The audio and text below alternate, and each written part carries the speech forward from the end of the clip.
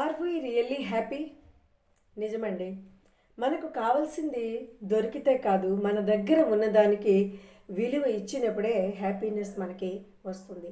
మనం హ్యాపీగా ఉండాలి అంటే మన దగ్గర ఏవైతే ఉన్నాయో వాటికి మనం ముందు విలువ ఇవ్వడం మొదలెట్టాలి. కృతజ్ఞతాభావంతో ఉండాలి. ఫర్ ఎగ్జాంపుల్, పిల్లాడు ఒక కొత్త బొమ్మ దొరికిందనుకోండి, ఒక 5 నిమిషాలు ఆడుకుంటాడు, సంతోషిస్తాడు, అయిపోతుంది. లేదా ఒక 10 నిమిషాలు, ఒక అరగంట ఆడతాడు. కానీ అదే తల్లి కూడా ఆ బొమ్మతో పాటు అతనితో ఆడుకుంటూ ఉందనుకోండి, ఆ పిల్లడితోటి, ఆ అబ్బాయి నవ్వడం మొదలెడతాడు, అలాగే సంతోషంగా ఉంటాడు. ఎందుకు?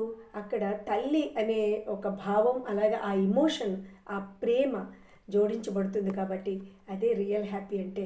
మనం కూడా అంతేనండి, పిల్లల్లాగే మనం కూడా మన దగ్గర ఏదైతే ఉందో దాన్ని ముందు గమనించడం మొదలెట్టాలి. హ్యాపీగా ఉండాలి. Be happy, keep shining.